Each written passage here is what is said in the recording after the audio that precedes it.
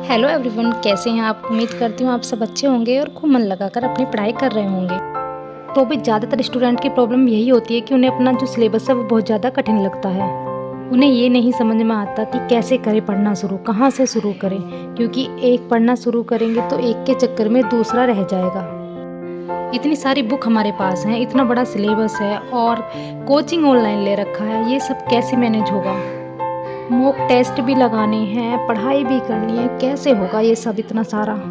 अब स्टूडेंट क्या करेगा, बुक उठा लेगा। बहुत हिम्मत करने के बाद वो बुक उठाता है, लेकिन जैसे ही उसने 1 या 2 पेज पढ़ना स्टार्ट करा और उसको उस बुक की जो लैंग्वेज है वो नहीं समझ में आई और बहुत ज़्यादा उसे लैंग्वेज टफ लग रही है, बस इतने से ही वो घबरा जाता है और ये नहीं सोचता कि इसी जो है बुक को मैं थोड़ा टाइम दूं और अच्छे से पढ़ने की कोशिश करूं, और निराश होकर वह उस बुक को रख देता है, फिर दूसरी बुक उठा लेता है और फिर बिना किसी प्लानिंग के वो दूसरी बुक उठाता है। दूसरी बुक में वो ये नहीं समझ पाता कि उसे पढ़ना क्या है।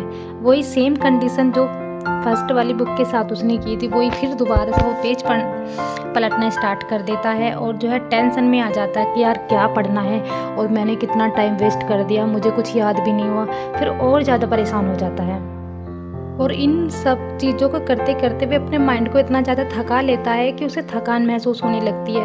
वो सेम जो है दूसरी बुक, तीसरी बुक, ऐसी बुक उठाता चला जाता है, लेकिन उसे कुछ समझ में नहीं आता। फिर उसे भूख भी लगने लगती है, क्योंकि तब हमारा माइंड जो है पढ़ाई में नहीं लगता तो इधर उधर की चीज़ों में ज़्यादा लगता है।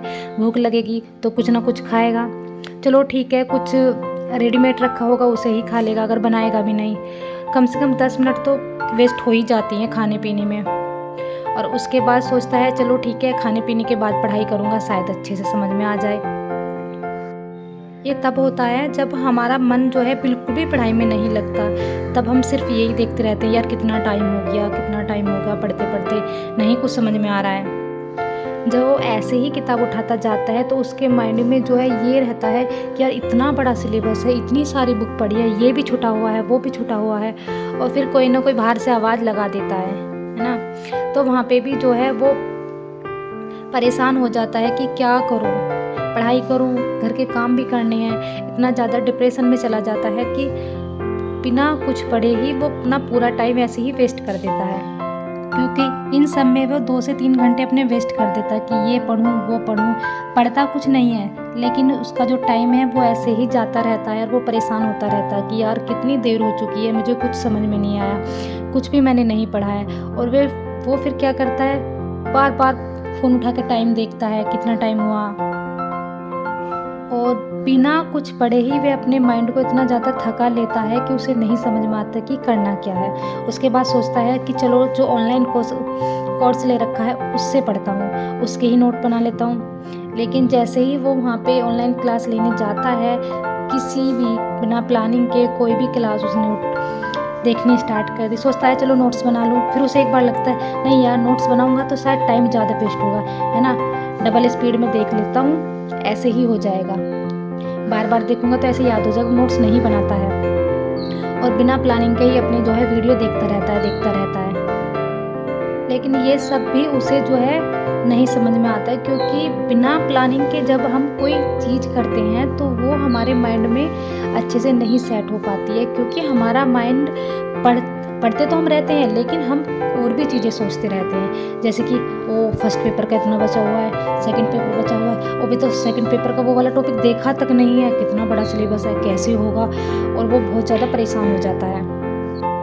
फिर सोचता है चलो कोई नहीं, कल से पढ़ना स्टार्ट करूँगा और आज कुछ फ़ोन में इंटरेस्टिंग चीज़ देख लेता हूँ, जैसे कि मूवी या फिर जो भी उसे अच्छा लगता है वो देखने की कोशिश करेगा और उसके बाद फिर पढ़ाई करना शुरू करेगा। लेकिन जैसे ही फिर पढ़ाई शुरू करता है, फिर उसे कुछ ना कुछ प्रॉब्लम हो जाती है, या तो उसे लैंग्वेज ना समझ में आए, या फिर उस पर जो प्रेशर होता है एक पढ़ाई का, उसके जो टॉपिक हैं जो उसने नहीं पढ़े हैं, जो उसका टारगेट होता है, दिन का जो टारगेट था वो कंप्लीट नहीं हुआ, उसकी वजह से जो प्रॉब्लम उसे रहती है, तो माइंड में वो इतनी ज़्यादा चीज़ों से परेशान हो जाता है कि नहीं कुछ कर पाता है अपनी लाइफ में।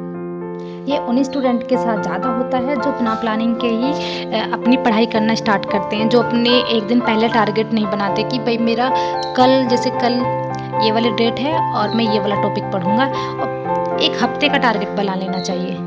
क्योंकि एक हफ्ते के लिए आप फ्री हो जाते हो। फिर आप बस आपको जाना है, अपनी बुक उठानी है, उस बुक का टॉपिक देखना है कि कौन सा उठाना है और उसके बाद आपको पढ़ना शुरू कर देना है। लैंग्वेज टफ लगे कोई बात नहीं है, फिर भी पढ़ो।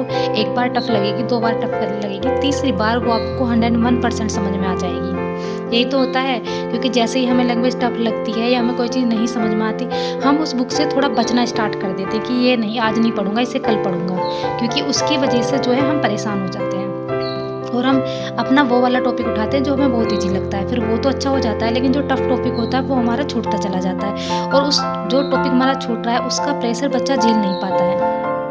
अब सवाल ये आता है कि इन सब चीज़ों से कैसे बचा जाए, किस तरीके से मेहनत करें कि हमारा पर डे का टारगेट कंप्लीट होए और हम मन लगाकर पढ़ाई कर पाएँ।